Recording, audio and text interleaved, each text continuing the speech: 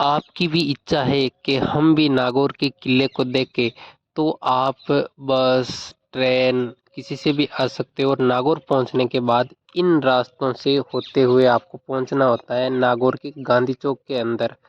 और ये देखो हम धीरे धीरे गांधी चौक की ओर बढ़ रहे हैं और हम पहुंच चुके हैं नागौर के गांधी चौक में। यहाँ पे देखिए आप, पार्किंग की व्यवस्था भी है। जैसे ये देखो बाइक का पार्किंग, इसी तरह यहाँ पे कार का पार्किंग भी। ये भैया पार्किंग का टिकट काटते हैं और उसके बाद हम बढ़ रहे नागौर किले के अंदर। और ये जो गेट दिखाई दे रहा है, इस गेट का नाम है सिरे पोल, और सिरे पोल के गेट से होते हुए आप नागौर के किले के अंदर प्रवेश कर सकते हैं। इस किले के इतिहास की बात की जाती है तो ये किला अपने आप में बहुत बड़े इतिहास को समाया हुआ है, क्योंकि 1971 का जो भारत पाक युद्ध हुआ था, उस युद्ध के अंदर भाग लेने वाली भारतीय सेना को इसी किले के अंदर ठहराया गया था। और आज हम पहुंच गए इस किले को घूमने के लिए, और हम यहाँ पे टिकट काउंटर से घूमने के लिए अपना टिकट ले लेते हैं। एक टिकट होता है 50 रुपये का। आप जितने कैंडिडेट आते हो 50 रुपये के हिसाब से आपका वो चार्ज हो जाता है। और ये रहा हमारा टिकट यहाँ पे किले में घूमने का। टिकट लेने के बाद जब आगे बढ़ते हैं तो यहाँ पे देखते हैं कुछ सूचना लिखी, जिसपे लिखा हुआ है पर्यटक अपने साथ फोटो युक्त पहचान पत्र जरूर लाए। और आगे देखो मंदिर का समय भी लिखा हुआ है यहाँ पे किले के अंदर, जो गणेश जी का मंदिर है। और इससे आगे बढ़ने पर यहाँ पे एक मैप बनाया हुआ है, मैप पे कुछ जानकारी दी हुई है किले के बारे में। और आगे बढ़ने पर देखते हैं यहाँ पे ऐतिहासिक इमारतें हैं। और इन इमारतों की दीवारें भी बहुत बड़ी बड़ी है। उससे आगे बढ़ने पर हम देखते हैं कि किले का गेट आया है, और इस गेट का नाम है बिचली पोल। पुराने राजा महाराजा ऐसे गेट बनाते थे कि दुश्मन आसानी से अंदर नहीं आए। यदि एक गेट को पार कर ले, उसके बाद राजा के सैनिक यहाँ पे खड़े होते थे, और यहाँ पे गेट टूटने के बाद उन सैनिकों से युद्ध वगैरह करते थे। उससे आगे बढ़ने पर यहाँ पे एक गेट और आया है, इस गेट का नाम है कचेरी फॉल। जब कचेरी फॉल के गेट को पार करते हैं तो हम सामने देखते हैं कि यहाँ पे एक गार्ड लगाया हुआ है। यहाँ पे देखा जाए इस किले के अंदर तो बहुत सारी खुली जगह है। और ये देखो पुराने ज़माने के अंदर पीने का जो पानी है उसको स्टोर करने का बहुत ही शानदार तरीका यहाँ पे किले की डालती तो पानी यहाँ पे आ जाता था। और उसके बाद देखो धीरे धीरे आगे बढ़ते हैं तो यहाँ पे और भी कुछ पर्यटक आए हुए घूमने। ये देखो यहाँ पे एक मैप भी लगाया हुआ है किला का, जिसके अंदर बहुत सारी जानकारी दी गई है कि भाई ये चीज़ें यहाँ पे देखने लायक है। यहाँ से हमने किले कॉरिडोर के अंदर प्रवेश कर लिया है, और आगे देखते हैं कि यहाँ पे लिखा है पीने का पानी, यानी यहाँ पे पीने के पानी की सुविधा है। यहाँ से आप पानी पी सकते हो यदि आपको प्यास लगी है तो। उसके बाद आगे बढ़ने पर हम देखते हैं यहाँ पे बहुत सारे छोटे छोटे रूम बने, जिसके अंदर पुराने ज़माने के सैनिक रहते थे, दिन के टाइम यहाँ पे बैठ जाया करते थे। ये देखो किले के अंदर एक ऑफिस भी बना हुआ है, यानी किले की मेंटेन करने के लिए। आगे बढ़ने पर हम देखते हैं कि यहाँ पे गार्ड लगे हुए, और धीरे धीरे आगे बढ़ते ये छोटे छोटे कचेरियाँ बनी हुई है, इसके अंदर भी सैनिक वगैरह रहा करते थे। ये देखो यहाँ पे हाड़ी रानी का महल है, और अब हम बढ़ रहे हाड़ी रानी के महल की तरफ। हाड़ी रानी का जो महल है वो भी बहुत शानदार तरीके से बनाया हुआ है। इसमें देखिए ऊपर से झरोका है, नीचे बहुत सारे पिलर है। ये देखो झरोकों की डिजाइन शानदार है। ये देखो बाहर एक छोटा सा मैप लगाया हुआ है, जिसके अंदर कुछ बताया हुआ है। ये देखिए पुराने जमाने का राजा महाराजा का बैलों का रथ। ये रथ पूरा का पूरा लकड़ी का बना हुआ है, और आज भी इसकी डिजाइन अपने आप में यूनिक है। यहाँ पे राजा महाराजा बैठा करते थे। और पास में एक देखो लकड़ी का हाथी बना हुआ है, बहुत ही शानदार कारीगरी की हुई है। लकड़ी के हाथी के पीछे एक छोटा सा रथ है, जिसके अंदर बहुत सारी कलाकृतियाँ की गई है। और इसकी मजबूती देखो बहुत ज़्यादा मजबूत है, अलग अलग डिजाइन की हुई है, पूरा का पूरा लकड़ी से बना हुआ है। क्या कारीगर हुआ करते थे पुराने ज़माने के अंदर, और ऐसी नक्काशी की उसने कि आज तक यादें बन गई। और इस किले की बात की जाती है तो उसके अंदर इनको रखा गया है, ताकि ये अपने आप में अलग धरोहर रहे। इसके अलावा यहाँ पे हाड़ी रानी का महल है, शीश महल है, और इनकी दीवारों पे बहुत अच्छी कारीगरी की हुई, उनके बारे में जानकारी दी।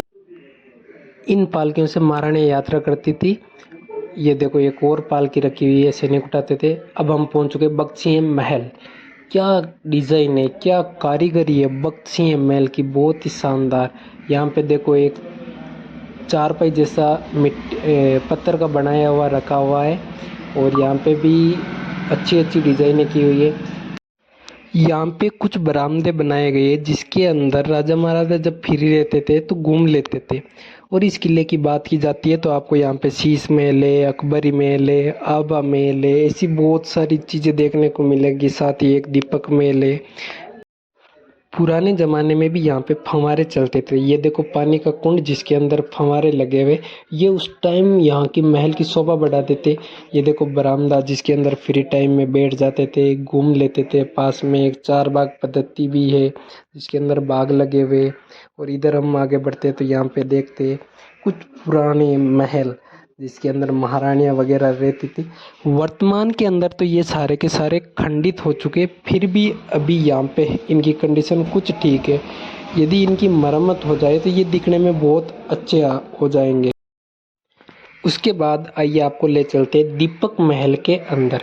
जब भी राजा के यहाँ पे कोई गेस्ट आता था तो यहाँ पे इस दीपक महल के अंदर बहुत अच्छे अच्छे सांस्कृतिक कार्यक्रम हुआ करते थे, क्योंकि ये जो खांचे बना रखे इनके अंदर दीपक को रख के जलाया करते थे ताकि ये दीपक अंधेरे के टाइम पे अपनी नेचुरल रोशनी दे सके। और उस रोशनी से ये जो महल है अपने आप में बहुत शानदार जगह बन जाता था। जैसे अभी लाइट हाउस होते उस प्रकार से उस टाइम यहाँ पे बहुत अच्छी लाइटें हुआ करती थी दीपक से।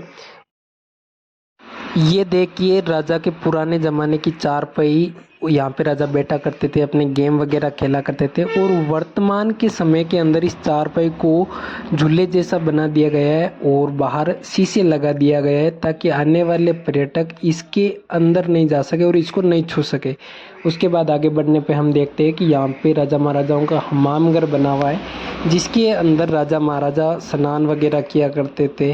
और इनकी साइज़ देखी जाए तो बहुत बड़ी है। वर्तमान के अंदर इतनी सी जगह के अंदर हम फ्लैट बना सकते जहाँ पे पहले के ज़माने में राजा महाराजा केवल स्नान करते थे, यानी इतनी बड़ी जगह हुआ करती थी राजा महाराजाओं के स्नान करने के लिए। ये देख के आप मुगलों के द्वारा चलाई गई चार बाग पद्धति को भी नागौर के किले के अंदर आजमाया गया है। और यहाँ पे चार बाग लगाया गया है। ये देखो 1 2 3 और ये पूरे 4 बाग लगाए हुए यहाँ पे। ये देखो सामने अकबरी महल भी बना हुआ है जिसे शीश महल कहा जाता है, क्योंकि ये बनाया गया था जब अकबर आया था। ये देखिए शीश महल, यहाँ पे शीश महल का बोर्ड लगा हुआ है और यहाँ पे अलग अलग डिज़ाइन भी की हुई है शीश महल के बाहर। वर्तमान में समय बहुत ज़्यादा होने के कारण इनका कलर उतर गया है। ये देखिए शीशे लगे हुए और आगे देखो और भी शीशे लगाए हुए। ये देखिए और शीशे, जिसके कारण इसको शीश महल कहा जाता है। और यहाँ पे देखो बहुत सारे पिलर भी लगे हुए जहाँ पे राजा महाराजा फ्री के टाइम बैठ जाया करते थे या सैनिक बैठ जाया करते थे। यहाँ पे आपको छतरियाँ भी देखने को मिल जाएगी, यानी कि ये किला अपने आप में बहुत खास है। ये आपको सामने जो पिलर दिखाई दे रहे हैं, इन पिलरों की खास बात ये है कि आप कहीं से भी इन पिलरों को देखो तो ये अपने आप में एक गेट बना लेते हैं। ये देखो सामने गेट बने हुए, थोड़ा सा आप आगे चलोगे तो ये दूसरी तरफ से गेट बना लेंगे। यानी बहुत ही अच्छी कारीगरी की गई थी उस टाइम के जो कारीगर थे। ये देखो और गेट बन रहे, थोड़ा आगे बढ़ेंगे तो और गेट बन जाएंगे। यानी इस प्रकार से डिज़ाइन किया गया था। पुराने ज़माने के जो कारीगर थे बहुत ही अच्छे हुआ करते थे। साइड में आके देखने पर भी हम देखते हैं कि इन पिलरों से गेट बन रहे हैं और इन्हीं के पास एक बना हुआ है नागौर का जल महल।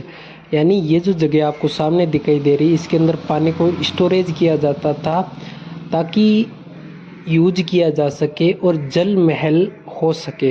यहाँ पे देखो बीच में छतरी भी बनी हुई है और इसके अंदर जाने के लिए यहाँ पे आगे सीढ़ियाँ भी बनी हुई है ताकि अंदर जा सके कोई। और यहाँ पास में क्या दिमाग था पुराने कारीगरों का, इस तरह से इसको बनाया है ताकि हर चीज़ में यूज हो सके। यहाँ पे देखिए छोटे बड़े पौधे लगाने के लिए भी क्यारियाँ बनाई हुई है ताकि चाहे जो पौधा लगा सकते। उसके बाद हम प्रवेश कर रहे हैं राजा के हवा महल के अंदर, जिसे आबा महल के नाम से जाना जाता है। और इस हवा महल की देखो ये डिज़ाइन, ये ऊपर छत की डिज़ाइन अपने आप में एक अलग ही एहसास दिलाती है। ये देखो क्या डिज़ाइन है इस हवा महल की। चाहे कितनी भी गर्मी पड़ जाती थी उस टाइम पर राजा को गर्मी का एहसास भी नहीं होता था, क्योंकि इस हवा महल को इस प्रकार से डिज़ाइन किया गया था कि राजा बिल्कुल भी गर्मी से परेशान नहीं हो। चाहे इसकी खिड़कियां देख लो, इसके अंदर की डिज़ाइन देख लो, इसका दरबार देख लो, चारों तरफ से हवा ही हवा। ऊपर की छत की बात करें तो ये भी अपने आप में अपना इतिहास अलग रखती है, बहुत ही अच्छी कारीगरी। ये देखो सामने आपको दिखाई देगा कुछ स्विमिंग पूल जैसा बना हुआ है, ये सामने राजा का दरबार है, राजा का सिंहासन लगा हुआ है।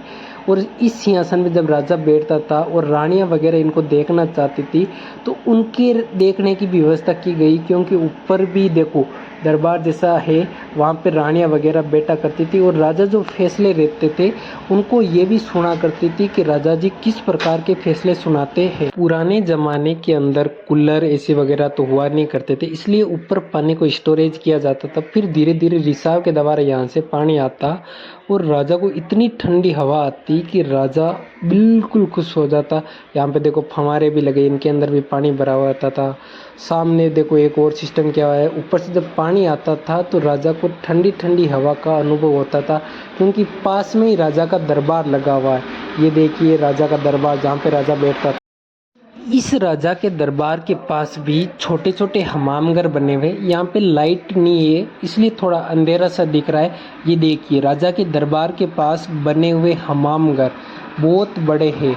ये देखो जहाँ पे राजा स्नान वगैरह किया करता था, यहाँ पे पानी का भी सिस्टम था। यहाँ पे ये जो कुंड है, इस कुंड के अंदर पानी आता था, यहाँ पे राजा स्नान वगैरह करता था। यहाँ पर एक तस्वीर लगी, इस तस्वीर के माध्यम से ये बताया गया है कि जब राजा युद्ध करने के लिए जाते थे तो कैसे तैयार होके जाते थे, अपनी तलवारों को कैसे रखते थे, कितनी तलवारें रखते थे, ये बताया इस तस्वीर से। यहाँ पे पास में एक छोटा सा खंडर बना हुआ है और इसी खंडर के पास बहुत सारे पिलर बने हैं। इन पिलरों की संख्या की बात करें तो ये संख्या में 104 है। यहाँ पे रानियां वगैरह टहलती थी, टहलती हुई रानियों को गर्मी नहीं लगे इसलिए पास में एक छोटा सा कुंड टाइप बनाया गया है जिसमें पानी को भर के रखते थे। और हवा आने पर इस पानी के कारण इन पिलरों के अंदर जो कॉरिडोर है वहाँ पे ठंडी ठंडी हवाएं आए। और यहाँ पे देखो इनके पास और छतरियाँ वगैरह भी बनी है जिसके अंदर राजा वगैरह बैठा करते थे। सामने महल भी बना हुआ है जिसे हवा महल के नाम से जाना जाता है। ये आपके सामने है राजा का दीवान आम। ऊपर राजा खड़ा होता था और यहाँ सामने नीचे जनता बैठती थी। राजा कोई फैसला सुनाता था तो यहाँ से जनता को सुनने को मिलता था राजा का फैसला। अब हमने लगभग किले को घूम लिया और बाहर निकलते टाइम हम देखते हैं कि सामने छोटे छोटे क्वार्टर बने हैं।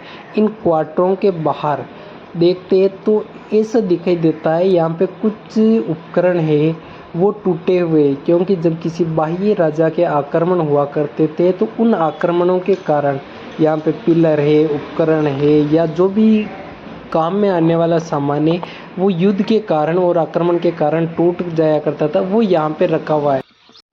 अब हम किले के बाहर निकलने की ओर चल दिए हैं और जिस जगह पे हम चल रहे हैं ये किले के सबसे निचली जगह है। निचली जगह होने के कारण जब यहाँ पे बारिश हुआ करती थी तो पूरे किले का पानी यहाँ पे आता था। यहाँ पे पानी को स्टोरेज करने का सिस्टम था, पानी स्वच्छ रहे इसके लिए यहाँ पे एक नाली बनाई गई है।